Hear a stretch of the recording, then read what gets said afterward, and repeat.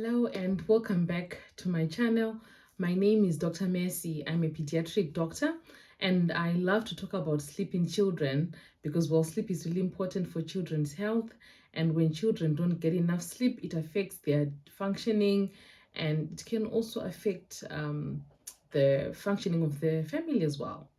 So, what we're talking about today is not actually something that should affect your child in their day-to-day function, but um, it is something that as parents, when you witness it or when you recognize that this is happening to your child, you will probably find it really stressful and you might worry that maybe there's something else really wrong with your child. So today we'll talk about confusional arousals as well as sleep terrors. So if you've ever had if you've ever woke up to your child screaming at night or looking confused and you're not sure what's going on, have a listen and see if your child might be having either of these episodes. So these types of events are events that tend to happen at the beginning of the night, so in the deep sleep. So deep sleep tends to occur sort of first half of the night. These events are less likely to happen towards the later part of the night, or they could happen sort of around the time of waking up as well. So if your child is sleeping and then you forcefully wake them up for some reason, it's early in the night, they've gone to bed and maybe you're asleep, you're potty training them, and you're trying to wake them up so that you can get them to the toilet, or you need to travel and you're having to wake them up really early, you're having to wake them up at night, or you're waking them up really early in the morning and they're in that deep sleep. They might seem confused and disoriented, pushing you away, not recognizing you, and seemingly in this state of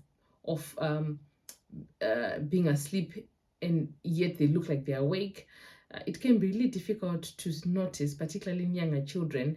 And this is the time when these, what we call confusional arousals, actually happen. So, as the name says, it's as if they're confused at the time that they're waking up.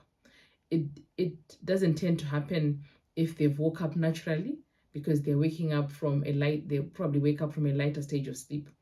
But if you happen to wake them up from a deep sleep, then your child might wake up looking confused, as I've said, or disoriented. They don't know where they are. They might mumble things that don't make any sense. And if you try to ask them the next morning, they won't remember that this actually happened. And so that's what we mean when we talk about confusional arousals. And they tend to just remain in bed when this is happening. If they get up and start walking about, then that becomes sleepwalking. And we've already talked about sleepwalking elsewhere. If now your child wakes up in a similar way, so these confusional arousals tend to happen they sort of sit up in bed first of all. So they're lying down, they seem to wake up, they sit up when you're trying to wake them up or by themselves, and then they look confused. In a similar way, you might wake up to a child screaming at night and you rush to their room and they're sitting in bed screaming and they look immensely afraid of something. You might try to talk to them and try to engage with them, and they do not seem to recognize you as well. They might be combative, so fighting you off and kicking and screaming. This can last anything up, 15, 20, 30 minutes even. Tends to be short, but it can last really long in some children.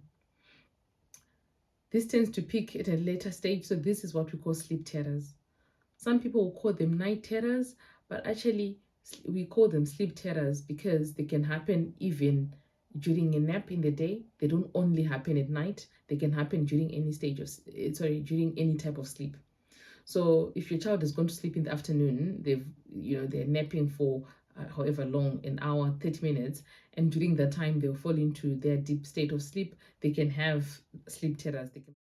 It's important to recognize that these episodes should not be associated with other things like abnormal movements, or sort of jerking of the limbs, or if they make their beds wet during that time, then you probably want to be talking to your doctor or other healthcare professional just to make sure there's nothing else going on.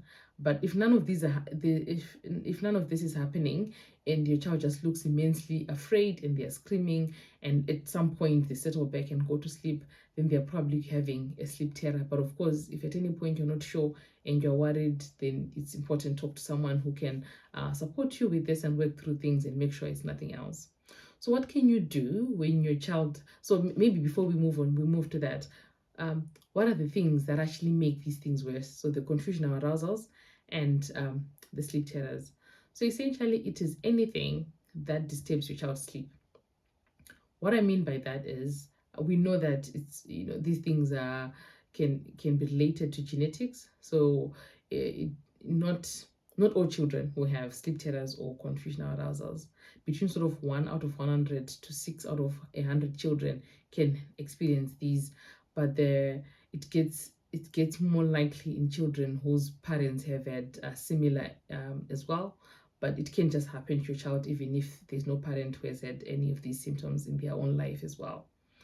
And also, if so, as I said, if your child is not having a good amount of sleep, and or their sleep is being disturbed, maybe there is so much noise in the background and they are not used to sleeping in a noise environment, or they are sleeping in a different place because you've traveled, you've gone on holiday, or you're visiting family, then you might find they're having sleep terrors. It's not because they're scared, it's just because the body, the sleep cycle has been disrupted, or their sleep pattern might just be affected somehow by a change in schedule, and then they end up having the sleep terrors. Or they don't have regular bedtimes, and so therefore their sleep is disrupted, and they end up having the sleep terrors again when your child is unwell. So with fever, illness, it doesn't mean that their illness is worse because they're having the sleep terrors. But somehow when children are having fevers, you can find that they have these episodes that seem really abnormal. And once the fever settles, everything is okay. And then there's some medications that can contribute as well. So if your child is having sleep terrors and you're really worried because it looks scary, they are pushing away, they're screaming, they look like something's really wrong, you obviously want to help them. The best help you can give them is to just guide them back to sleep.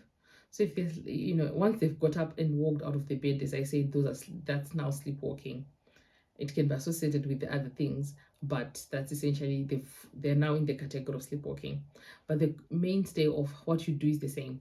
You want to settle them back to sleep.